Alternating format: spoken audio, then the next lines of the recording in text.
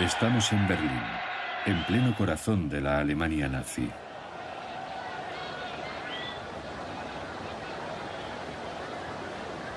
Donde un joven afroamericano, Jesse Owens, ganará las pruebas de 100, 200 metros, salto de longitud y relevos 4x100.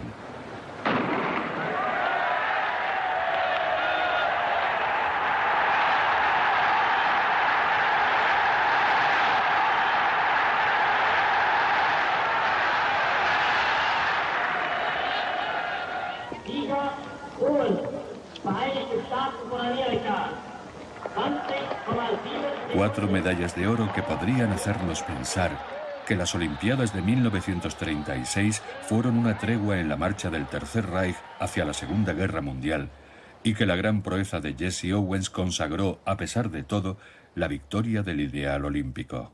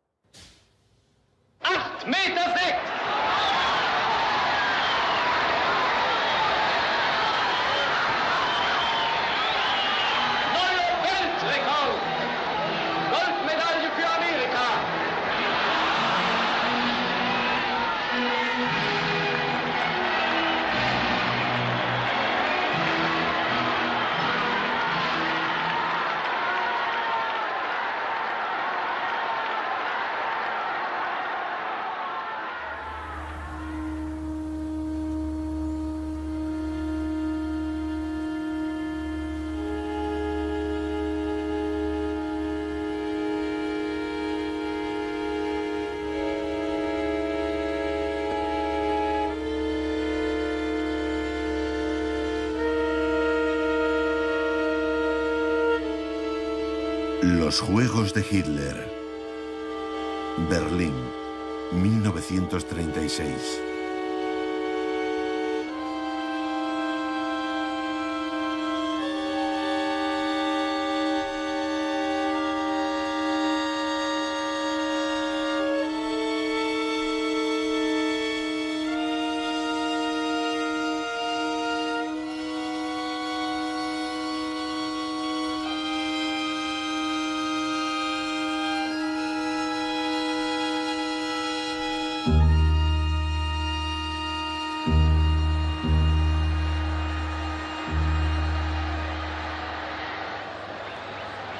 En 1931, antes de que Hitler alcanzara el poder, Berlín fue seleccionada como sede de los Juegos Olímpicos.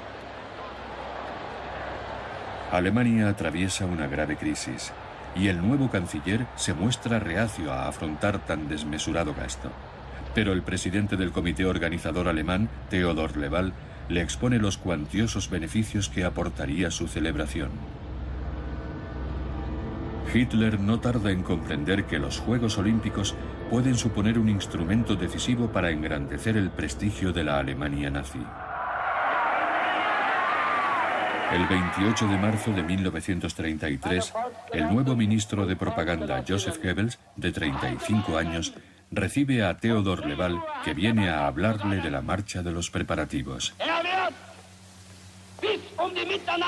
Tras dejar constancia del encuentro en su diario, se dirige a sus fervientes militantes para lanzar la campaña de boicot a los comercios judíos, que tendrá lugar 3 días más tarde. Un ambiente fabuloso, escribirá Goebbels. Es una guerra que también ganaremos. No he conocido a nadie con un instinto tan fino como Hitler. En un audaz y grandioso impulso, hemos dado una lección a los enemigos de nuestro país.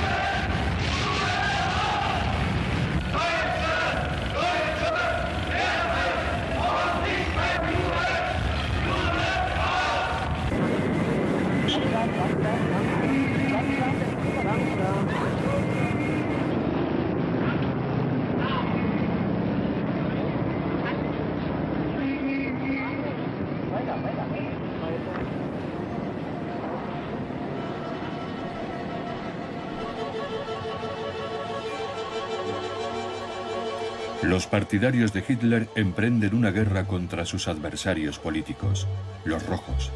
Comunistas, socialistas, sindicalistas y simples opositores serán internados en campos de reeducación como el de Oranienburg, al norte de Berlín, levantado en una antigua fábrica de cerveza.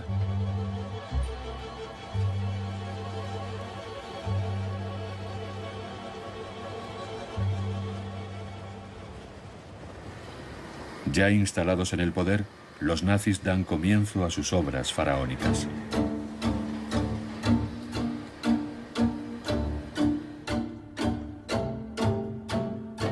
El coste final del gran estadio, cuyo presupuesto inicial era de 2.600.000 marcos imperiales, alcanzará los 36 millones. Hitler declara: si invitas al mundo entero, debes construir algo bello y grandioso. Y si tienes 4 millones de parados, debes proporcionarles un empleo. El jefe de obra se felicita. En Berlín teníamos cientos de miles de parados. Así que para dar pan y trabajo al mayor número posible, hemos llevado a cabo la construcción reduciendo la utilización de máquinas y apoyando el trabajo manual de una forma casi antieconómica.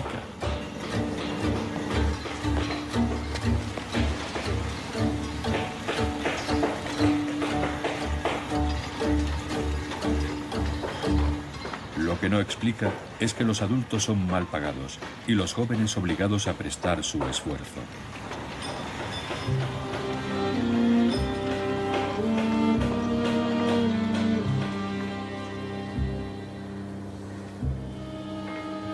El gran estadio permitirá resucitar la Roma antigua, el Coliseo, la ciudad griega de Epidauro, la Grecia clásica.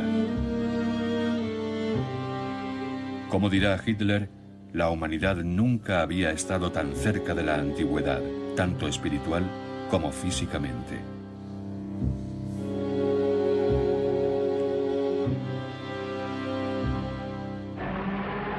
Viendo cómo sus tentáculos se extienden por todo el país, los diplomáticos advierten a sus cancillerías. El deporte bajo el control directo del gobierno se ha convertido en un instrumento para inculcar a los jóvenes el ideal del nacionalsocialismo.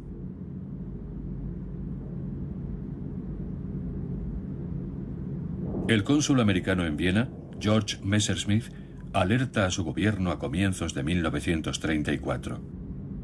Para los nazis, la celebración de los Juegos se ha convertido en el símbolo de la conquista. Su cancelación supondría un durísimo revés para el nacionalsocialismo en una Alemania en pleno despertar político. Sería un medio muy eficaz para mostrar a la juventud alemana lo que piensa el mundo de la doctrina nazi.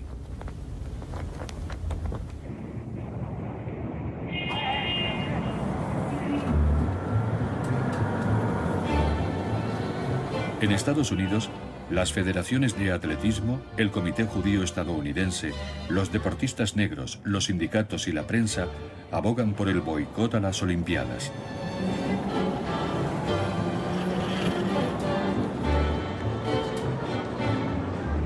El movimiento de protesta se extiende a Canadá, Gran Bretaña, Noruega, Suecia, Holanda, Francia, Suiza y Checoslovaquia. En España surge la idea de celebrar unas contraolimpiadas, unos Juegos Populares que tendrían lugar en Barcelona. Pero las grandes potencias no desean provocar una crisis diplomática con Alemania, y los sectores contrarios a los Juegos de Berlín no logran detener el avance de la máquina olímpica.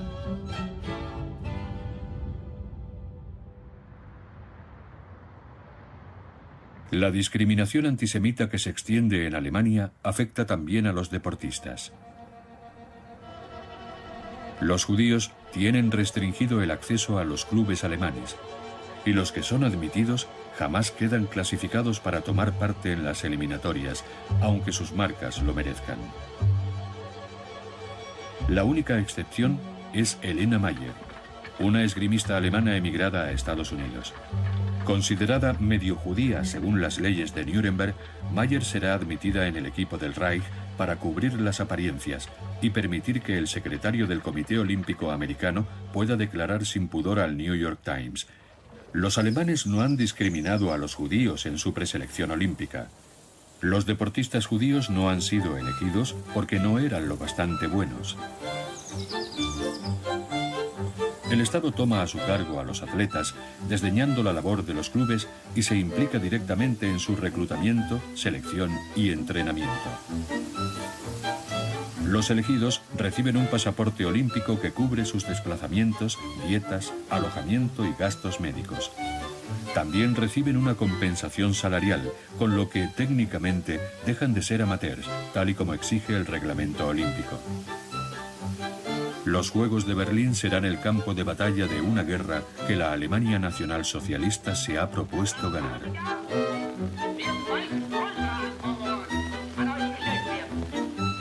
Freiwillig folge ich dem Ruf des Reichssportführers, einzutreten in die Reihen der deutschen Jugend, die gewillt und entschlossen ist, sich ernsthaft vorzubereiten und einzusetzen für die deutsche Sache wie auch die meine. Das gelobe ich. Tregua olímpica. Las agencias de viajes y las oficinas de turismo de 39 países reparten 3 millones de folletos editados en 14 idiomas que alaban la secular tradición de hospitalidad de Alemania.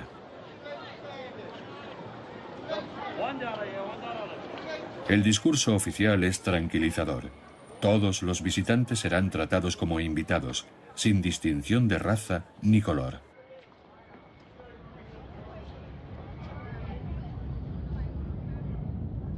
Cada país tendrá plena libertad para seleccionar a su equipo nacional. Todos los deportistas serán admitidos, aunque sean negros o judíos. Incluso el fundador de los Juegos Olímpicos de la era moderna, el anciano barón Pierre de Coubertin, sale de su retiro para la ocasión.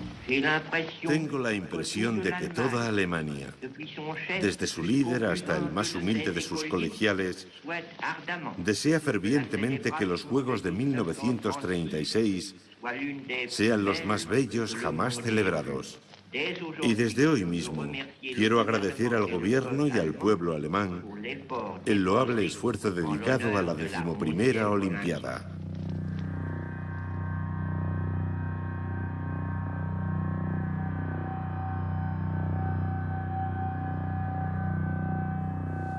El 7 de junio de 1936, el escritor Heinrich Mann, hermano de Thomas Mann, pronuncia en París un llamamiento solemne contra los Juegos.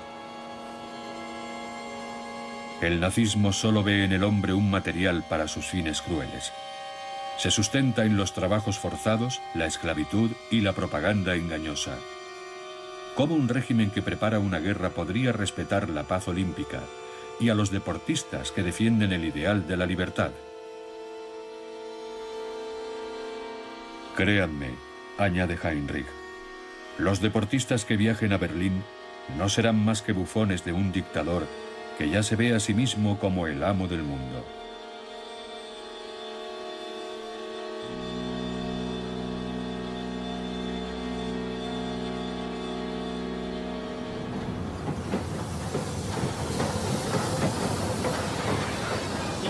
Berlín acoge con los brazos abiertos al equipo japonés compuesto por 150 atletas.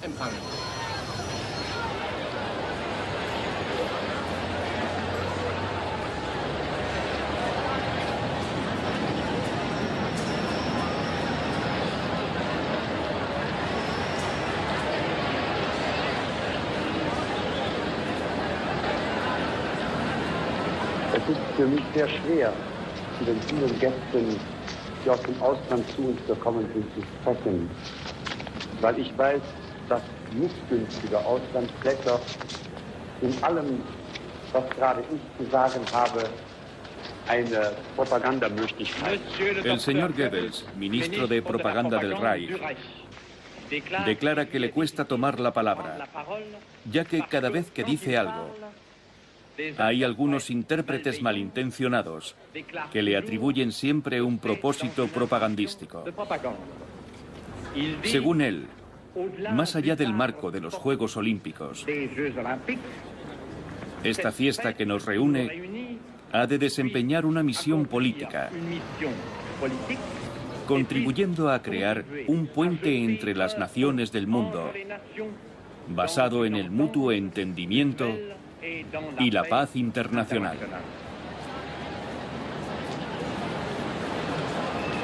La persecución antisemita es suspendida durante la celebración de los Juegos. Las consignas que recibe la milicia del partido el 22 de julio son tajantes. Debemos convencer a los extranjeros de que en Alemania reinan la calma, el orden y la seguridad, y de que el pueblo alemán solo desea la paz. Los Juegos nos brindarán una ocasión única para informar de ello al mundo. Representantes de casi todas las naciones vendrán a Alemania como deportistas o espectadores, y a su vuelta contarán en sus países lo que han visto. Durante estas Olimpiadas, es nuestro deber proclamar que cuando nos acusan de perseguir a los judíos, nos están calumniando. Tampoco debemos entonar cantos o himnos guerreros, ya que podríamos dar una impresión equivocada.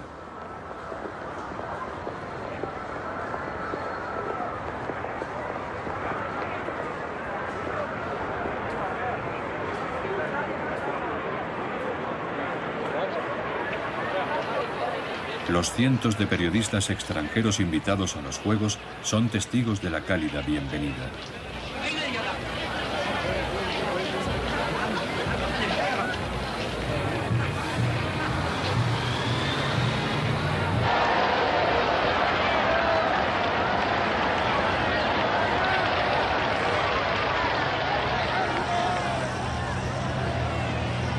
Los deportistas contemplan maravillados la acogida que les brinda el pueblo alemán. La Villa Olímpica, construida expresamente para la ocasión a pocos kilómetros de Berlín, se encuentra en un hermoso bosque rodeado de lagos, colinas y praderas. Sus 140 edificios resplandecen entre los abedules.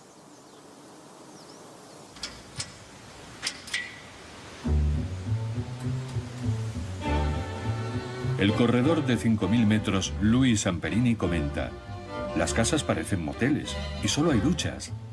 Dicen que Hitler ha mandado retirar todas las bañeras de Alemania porque no le parecían muy higiénicas. Cuando un americano se come un plátano o una manzana y tira la cáscara o el corazón al suelo, un alemán se apresura a recogerlo. Es el país más limpio que he visto nunca.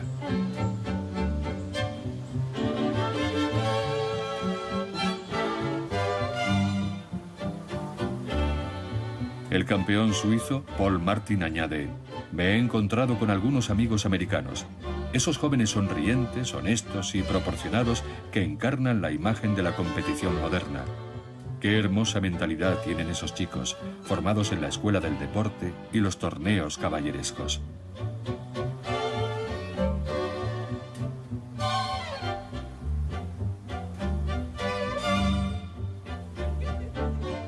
Hay un equipo formado por chicos y chicas, todos muy simpáticos, que hacen las veces de ángeles de la guarda. Observa el ciclista belga Gerard Legnaud. Van vestidos de blanco y nos escoltan a todas partes. Su tarea es facilitarnos la vida. En cuanto los llamas, acuden a ayudarte. Aunque tal vez nos estén espiando, porque hablan muy bien nuestro idioma.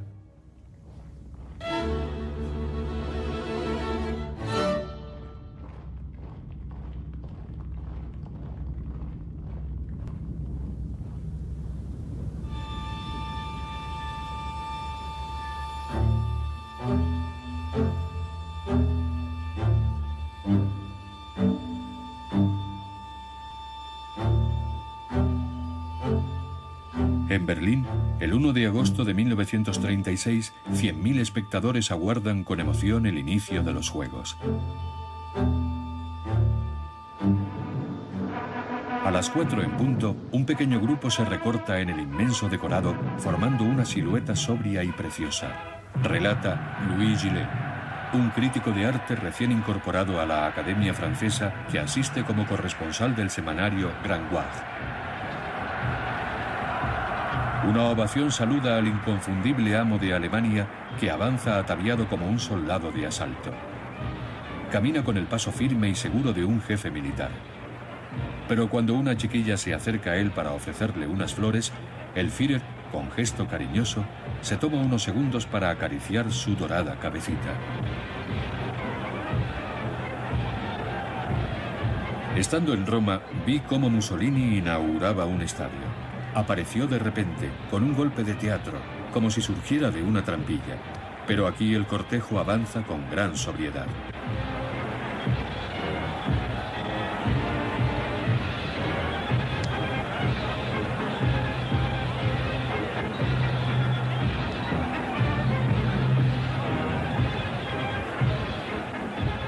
Las banderas se izan lentamente en los mástiles, prosigue Gillet, con una solemnidad casi religiosa.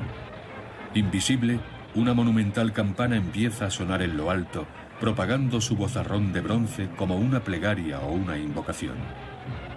Un corazón cuyo latido profundo expresa una invitación, una llamada.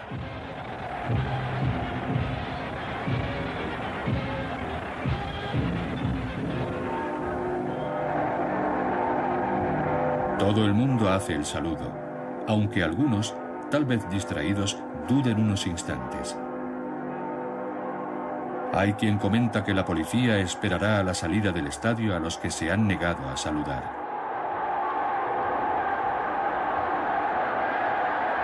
El momento cumbre de la jornada es el desfile de las naciones.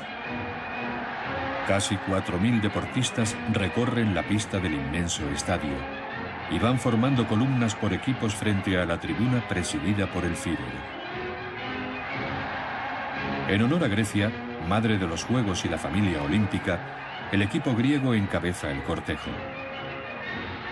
Tras la bandera azul y blanca avanza el vencedor, en 1896, del primer maratón olímpico de la era moderna. Spiridon Lewis desfila orgulloso con su atuendo típico de campesino.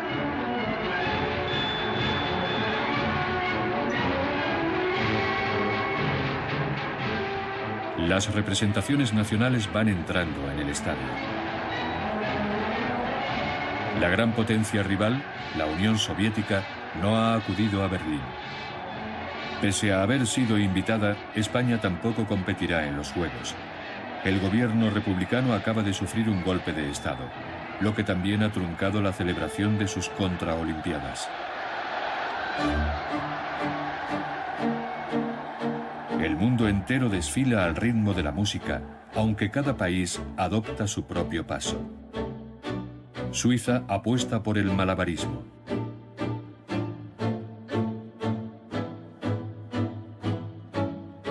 La entrada de Austria es apoteósica. Las ovaciones no cesan, como si alguien pasara la mano por el teclado de un piano. Interminables demostraciones de alegría son dirigidas a los hermanos de raza, a la familia reencontrada. Japón desfila con su precisión característica seguido de Turquía, Brasil y Perú. Los húngaros portan un gorrito de fieltro adornado con una pluma. Y como buena republicana, Nueva Zelanda saluda con su sombrero, a la manera del Ruy Blas de Víctor Hugo.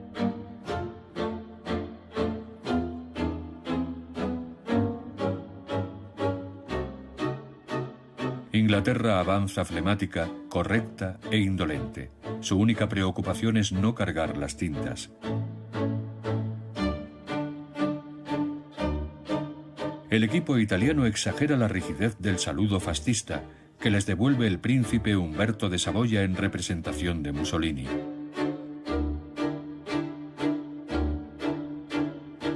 El escritor Thomas Wolfe, que acaba de publicar en Nueva York Del tiempo y el río, está de paso por Alemania, donde ha hecho muchos amigos. El novelista asiste entusiasmado a la ceremonia de apertura. El estadio era un cóctel abrumador de colores. Los grandes desfiles americanos y las ceremonias de investidura presidenciales parecerían miserables en comparación con el esplendor de tantas banderas.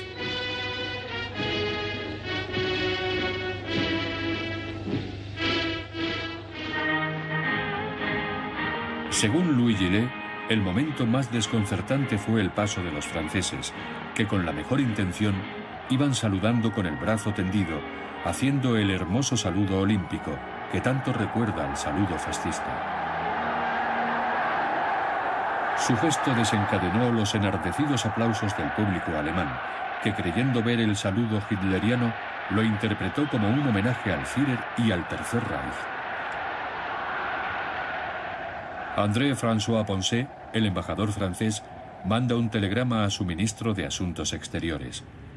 En los Juegos de Invierno del pasado febrero en Garmisch también fuimos recibidos con los brazos abiertos, pero aquello no impidió a Alemania ocupar Renania un mes después, para regocijo de los alemanes. Una demostración de fuerza de Hitler que no provocó ninguna reacción por parte de Francia o Gran Bretaña. El equipo alemán cierra el desfile de las naciones. Sus miembros, inmaculados de pies a cabeza, avanzan como caballeros teutónicos de la era moderna. Tras los deportistas que prestan juramento a su Führer, desfila un destacamento de la Wehrmacht, a la que pertenecen las tropas que acaban de remilitarizar la orilla izquierda del Rin en la frontera francesa.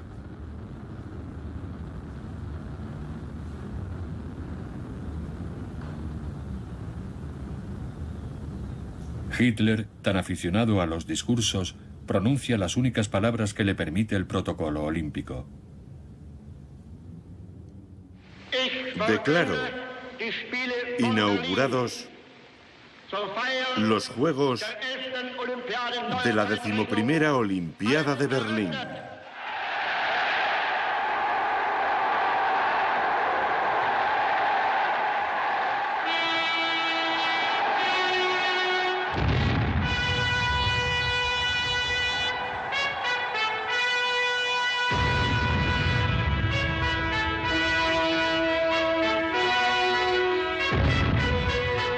Más de 1000 palomas vuelan en son de paz, aunque provengan de los palomares de la Wehrmacht.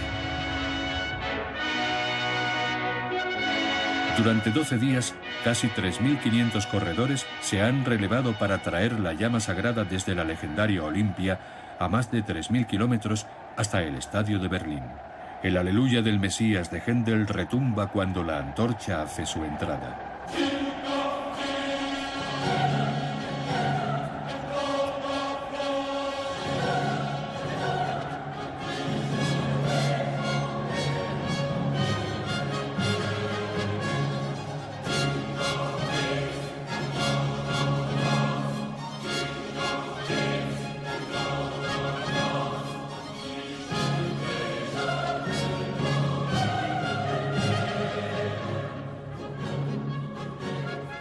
El atleta es el héroe moderno que ofrece su cuerpo al pueblo, al Estado, a Alemania.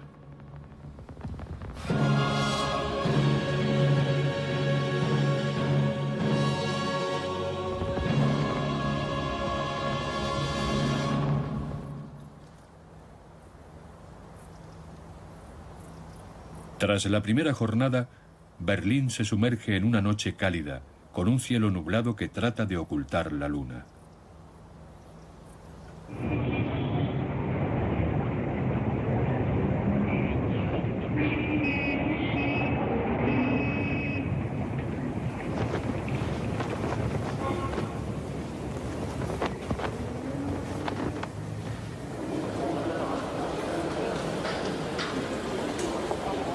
Miles de curiosos llegan a Berlín desde todos los rincones de Alemania. Los ferrocarriles alemanes ofertan unas tarifas increíbles, un Pfennig por kilómetro. El departamento de ocio del partido, la KdF, iniciales de Fuerza a través de la alegría, ha promocionado los viajes a la capital.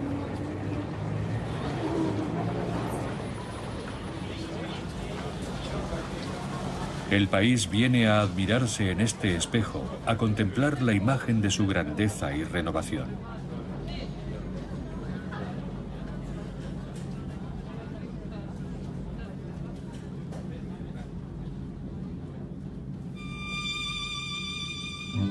...500 guías han sido reclutados. E incluso la policía ha estado aprendiendo inglés, francés y español. El comité de organización ha pedido a los berlineses que se muestren pacientes y educados, y hasta les ha enseñado el arte de ceder el asiento en el metro. Las pintadas antijudías han sido borradas y los carteles arrancados. El periódico antisemita Der Stürmer, especialmente virulento, desaparece de los kioscos.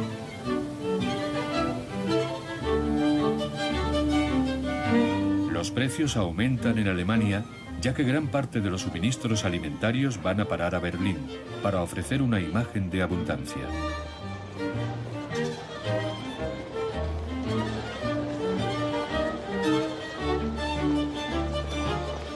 La corresponsal del New Yorker, Janet Flanner, comenta: Berlín se ha convertido en una ciudad cosmopolita donde te sientes como en casa. La avenida Kurfürstendamm está llena de restaurantes y cafeterías. Las fachadas han recibido una mano de pintura y las ventanas han sido adornadas y engalanadas, en especial las que se encuentran de camino al estadio.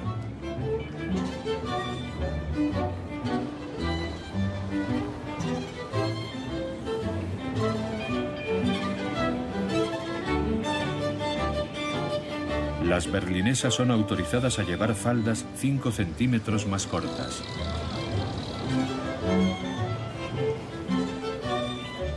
La prensa extranjera vuelve a estar permitida, al igual que el jazz.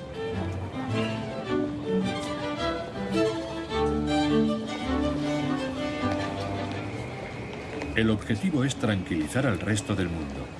Hasta se ha pedido a los omnipresentes cuerpos de policía que moderen el uso del uniforme para no asustar a los visitantes. El centro de la Kripo, la policía criminal, es caracterizado como un inofensivo centro de información, donde solo trabajan mujeres.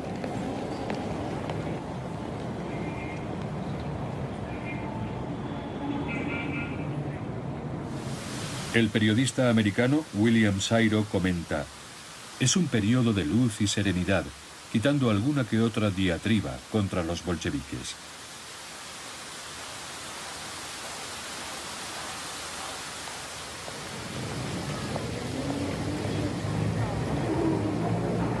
"15 pantallas de televisión son repartidas por toda la ciudad. Una gran proeza técnica, aunque los atletas sean poco más que siluetas que se agitan en la niebla. Las fotografías oficiales son facilitadas a la prensa extranjera y millones de oyentes siguen las transmisiones radiofónicas en todo el planeta.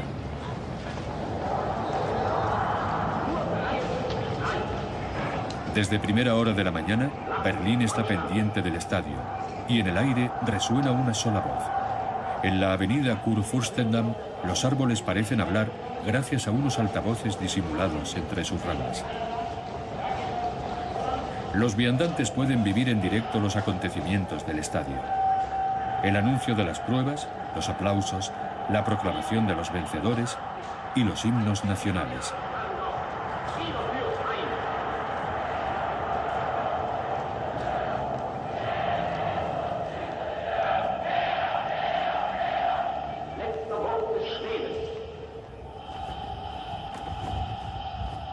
Leni Riefenstahl, la directora de Olimpia, los dioses del estadio, la película oficial de los Juegos, terminará confesando que Goebbels decidió financiar el film alegando que sería una excelente promoción para el Reich y que por lo tanto entraba dentro de las competencias de su ministerio.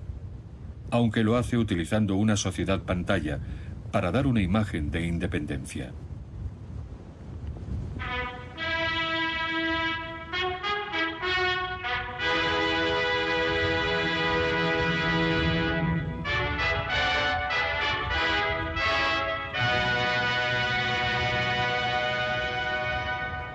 El presupuesto final, 4 veces mayor que el de cualquier película de la época, superará los 2 millones de marcos imperiales. La musa de Hitler sigue convenciéndonos hoy de que los Juegos del 36 fueron una sublime competición entre los mejores, un paréntesis en la historia y uno de los eventos deportivos más bellos de todos los tiempos.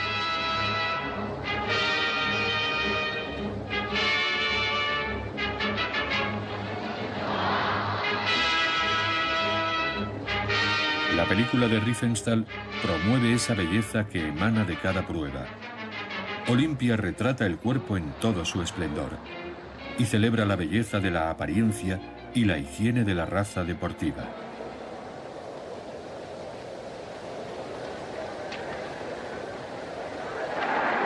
Sin prestar atención al color de la piel y fascinada por la agilidad, la gracia y la fuerza, Riefenstahl marca un antes y un después al filmar el deporte de una forma personal e innovadora.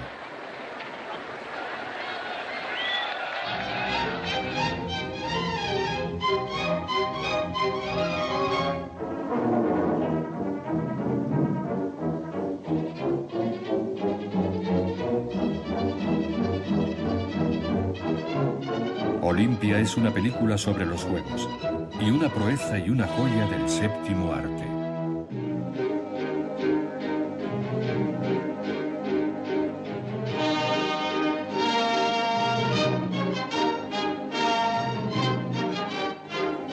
Riefenstahl manda cavar zanjas en el estadio para estar al nivel de la pista y filmar lo que sucede a ras de suelo. Para captar cada movimiento, coloca la cámara sobre una escalera con ruedas. Filma a cámara lenta y exalta la coreografía de cada gesto.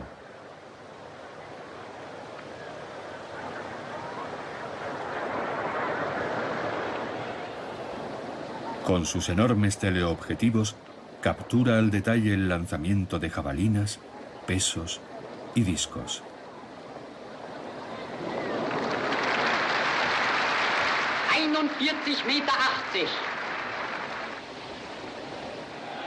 El estadio se convierte en su plató de rodaje.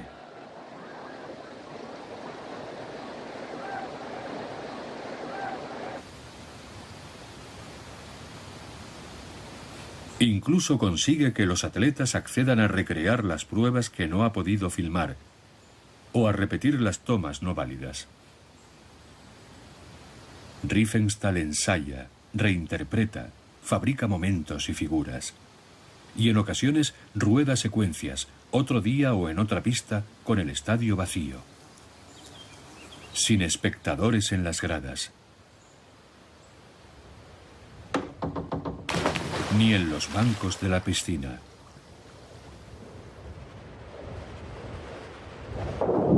Leni está en todas partes. Lo quiere ver todo. Es la diosa de los juegos.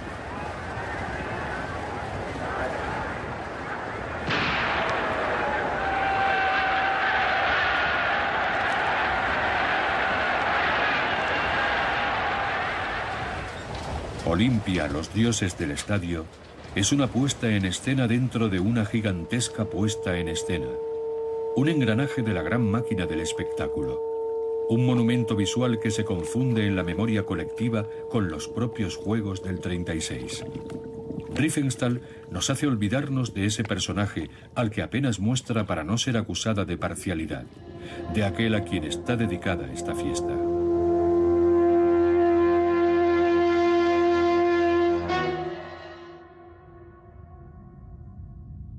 Según la directora, en un principio Hitler había declinado su asistencia.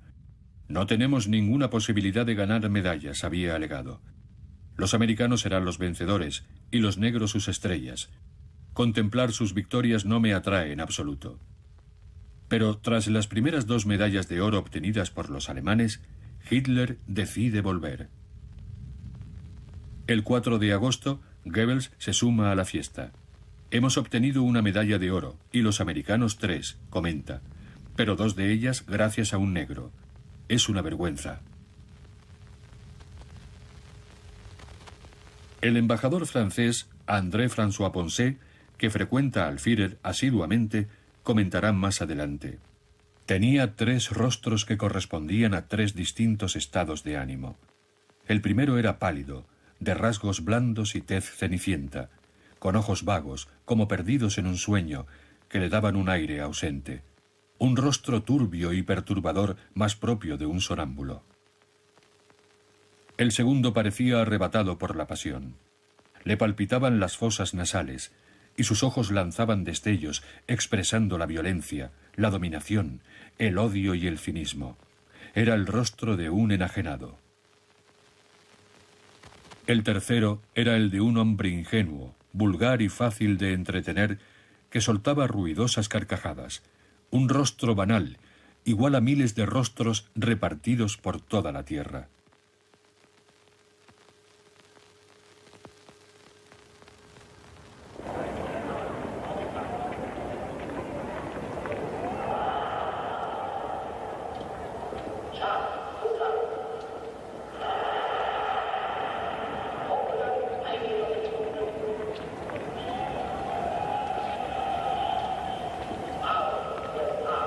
Uno de los objetivos de la organización es acoger al mundo entero.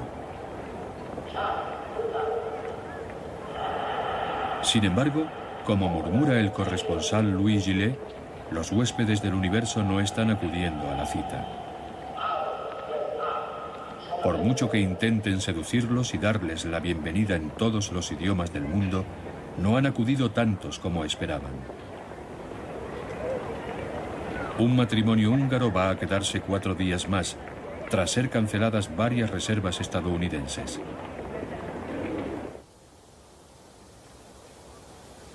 Muchos almuerzan sobre la hierba, y los que pueden permitírselo lo hacen bajo las sombrillas de la Terraza Olimpia, una cervecería capaz de servir 12.000 cubiertos. Jacques Benoît Messin, un representante del comité franco-alemán, comenta: compartimos mesa con una mujer gruesa, una de las coristas de la Oda a la Alegría. Ensayamos de la mañana a la noche, se lamentó. Por la tarde es Händel, por la noche Beethoven, mañana otra vez Händel. No paramos desde las 7 de la mañana hasta las 12 de la noche. Ni siquiera puedo dormir. La comisión de alojamiento ha instalado a 3 japoneses en mi casa y se niegan a dormir en sus camas. La primera noche me despertaron unos martillazos. Eran los japoneses, que estaban clavando unas alcayatas en las paredes de mi salón para colgar sus hamacas. Créanme, en estos Juegos Olímpicos no todo es de color de rosa.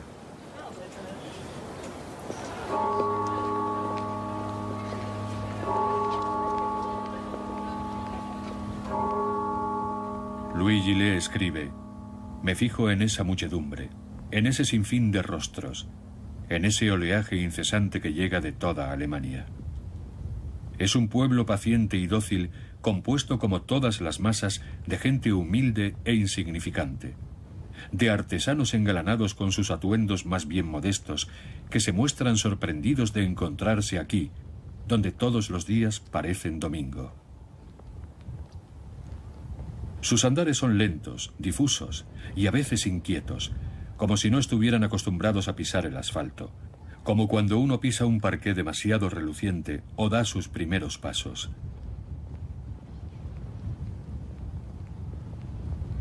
¿Acaso este país no ha vivido separado del mundo desde hace 20 años, desde la guerra del 14? Para el humilde alemán de a pie, qué divertido es ver a un inglés o a una inglesa, esa gente de la que ya casi no sabe nada, de cuya existencia solo se entera por la prensa. ¿Qué aspecto tendrán las parisinas? ¿Y cómo se visten?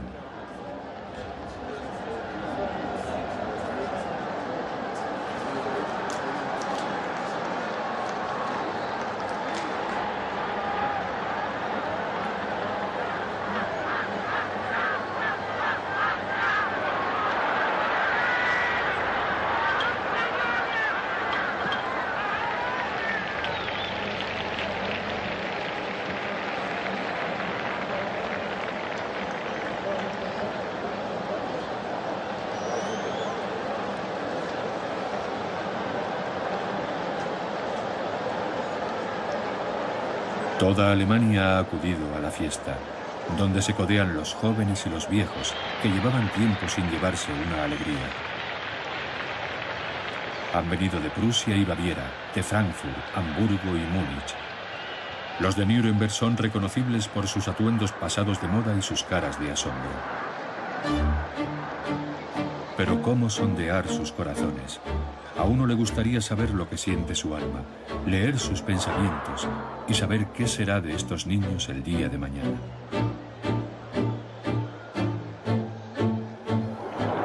mujer que se deja llevar por el entusiasmo, por la alegría de estar aquí. También hay espectadores impacientes o inquietos, aunque procuren no demostrarlo. Y los que no aparecen en estas imágenes, los que no pudieron pagar las costosas entradas, los que tienen miedo y los que no pudieron huir del país, los indeseables que permanecen encerrados en alguna parte.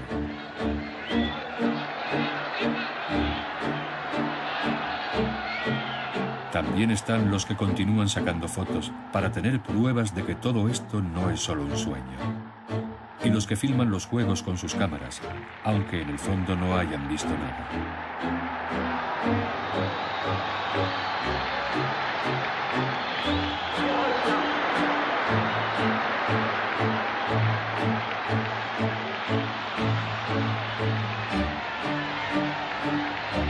Todos estos seres han sucumbido al encanto maléfico, sin saber por qué, sin poder defenderse.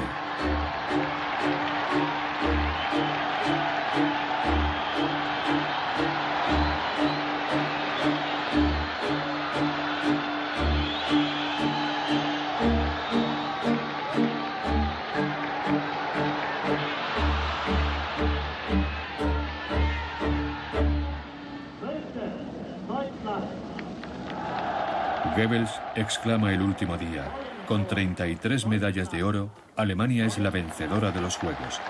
La primera nación deportiva del mundo. Es magnífico. Con sus 89 medallas, la Armada alemana conquista el primer puesto, aplastando a los vencedores olímpicos habituales, los americanos. Del mismo modo, Italia supera a Francia y Japón a Gran Bretaña.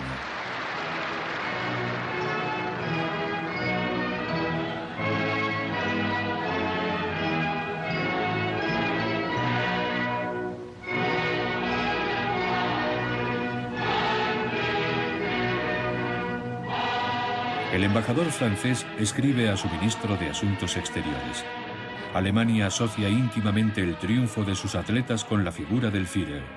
Le atribuye el mérito de los laureles de los que acaba de cubrirse la joven Alemania, porque ve en él al responsable del orden, la disciplina, la unidad y la concordia nacional, que han permitido a su patria prepararse para los Juegos Olímpicos con calma y en paz. Pero ante todo, le agradece que haya librado al pueblo alemán del complejo de inferioridad que lo atenazaba desde 1919, de haberlo persuadido de que nunca fue derrotado y de que sigue siendo invencible.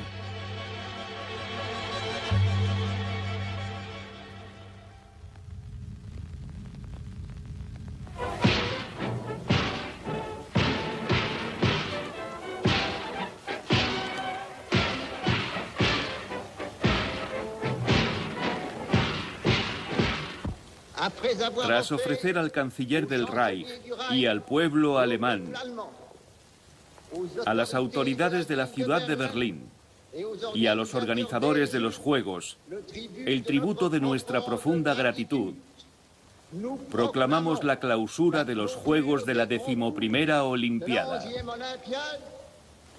Y siguiendo la tradición, invitamos a los jóvenes de todos los países a volver a reunirse dentro de 4 años en Tokio para celebrar la 12ª Olimpiada.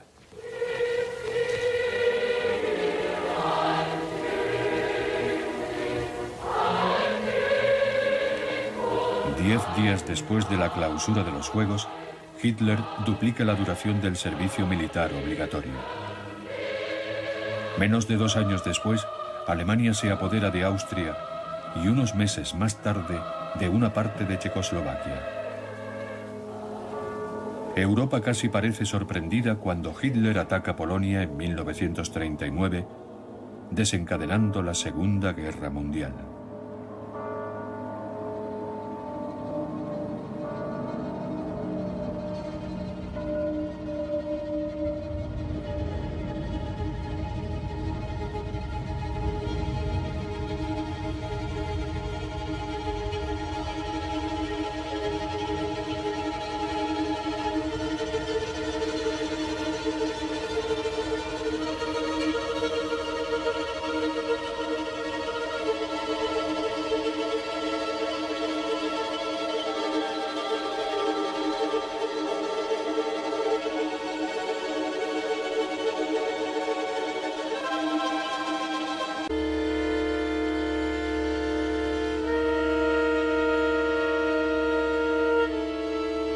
Los Juegos de Hitler. Berlín, 1936.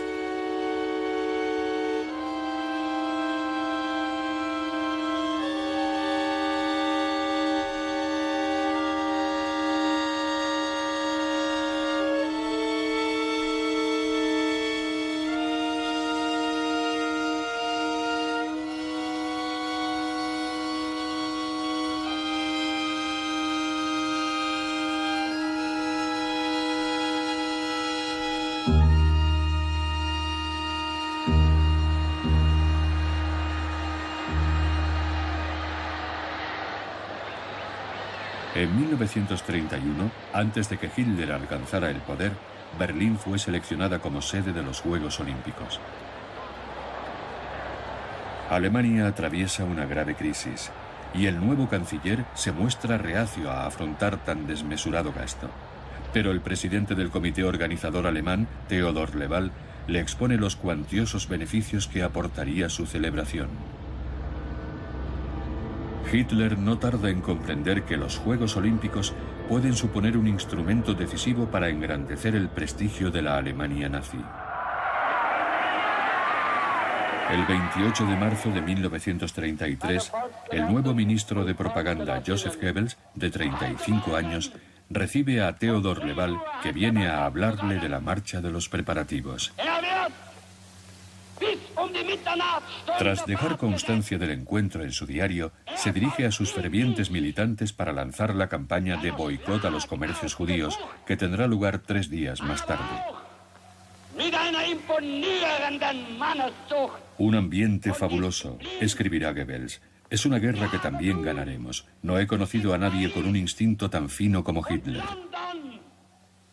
En un audaz y grandioso impulso, hemos dado una lección a los enemigos de nuestro país.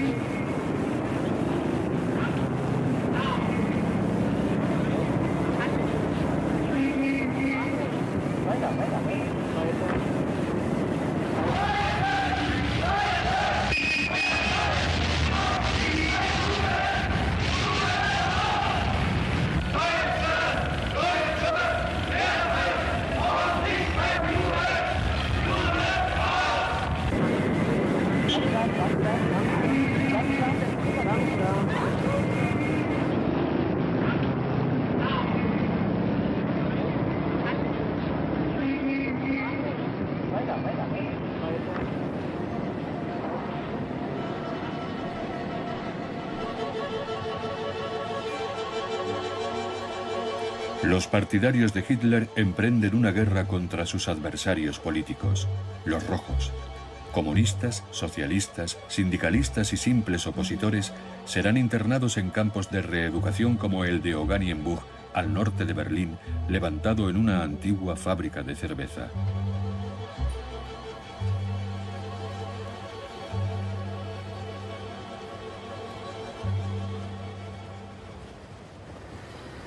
Ya instalados en el poder, los nazis dan comienzo a sus obras faraónicas.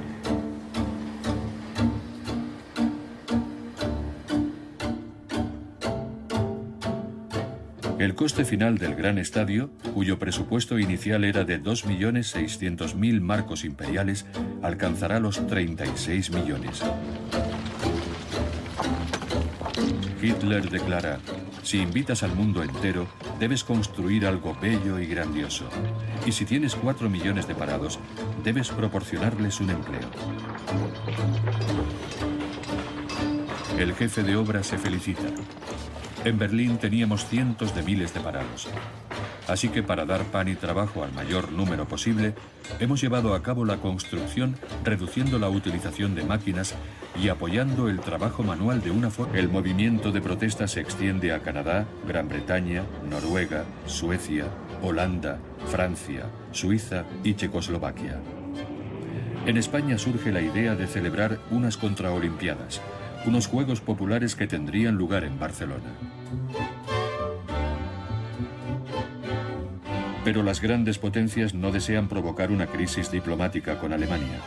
y los sectores contrarios a los Juegos de Berlín no logran detener el avance de la máquina olímpica.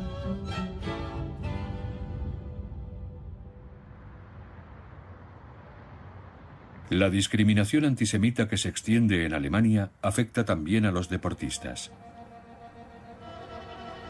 Los judíos tienen restringido el acceso a los clubes alemanes, y los que son admitidos jamás quedan clasificados para tomar parte en las eliminatorias, aunque sus marcas lo merezcan.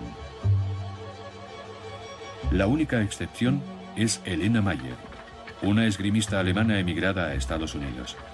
Considerada medio judía según las leyes de Nuremberg, Mayer será admitida en el equipo del Reich para cubrir las apariencias y permitir que el secretario del Comité Olímpico Americano pueda declarar sin pudor al New York Times: los alemanes no han discriminado a los judíos en su preselección olímpica.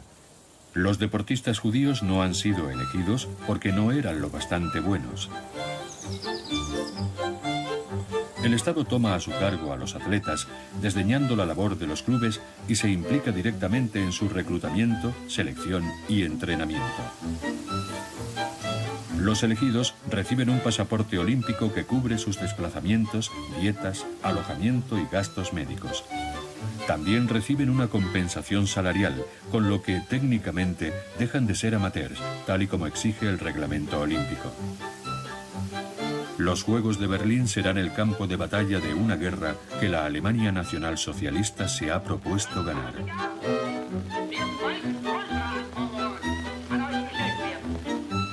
Freiwillig folge ich dem Ruf des Reichssportführers, einzutreten in die Reihen der deutschen Jugend.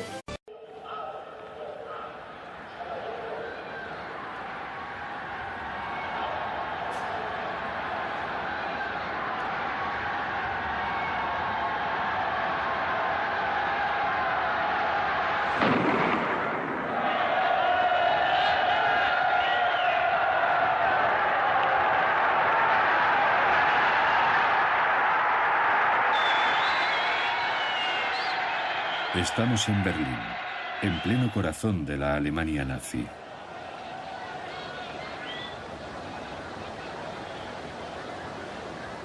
Donde un joven afroamericano, Jesse Owens, ganará las pruebas de 100, 200 metros, salto de longitud y relevos 4x100.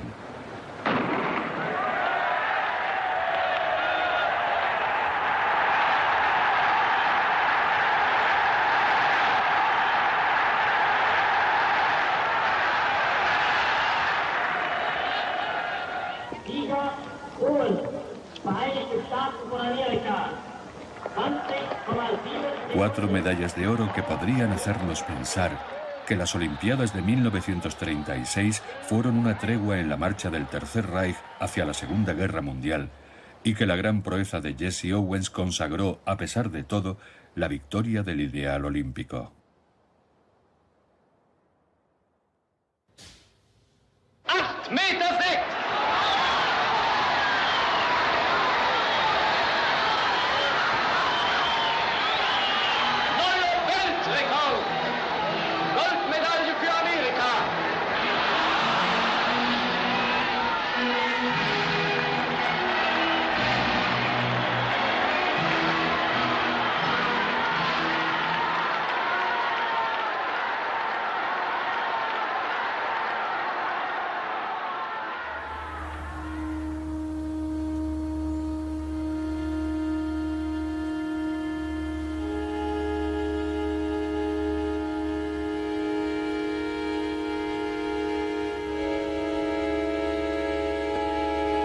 Forma casi antieconómica.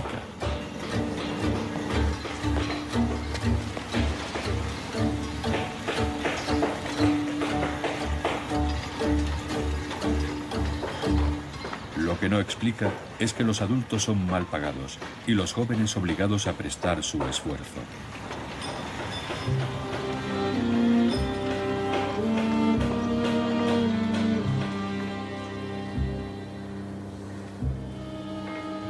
El gran estadio permitirá resucitar la Roma antigua, el Coliseo, la ciudad griega de Epidauro, la Grecia clásica.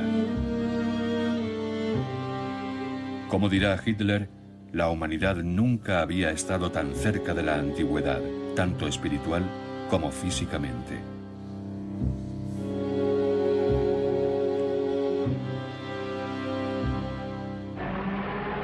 Viendo cómo sus tentáculos se extienden por todo el país, los diplomáticos advierten a sus cancillerías.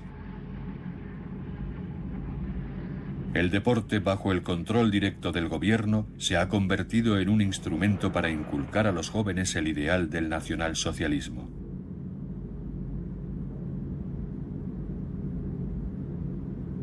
El cónsul americano en Viena, George Messerschmitt, alerta a su gobierno a comienzos de 1934. Para los nazis, la celebración de los Juegos se ha convertido en el símbolo de la conquista.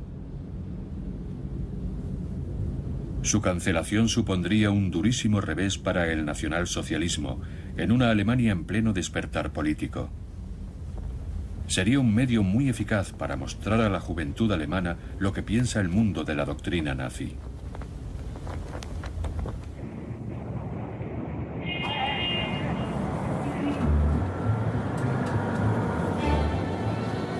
En Estados Unidos, las federaciones de atletismo, el Comité Judío Estadounidense, los deportistas negros, los sindicatos y la prensa abogan por el boicot a las Olimpiadas.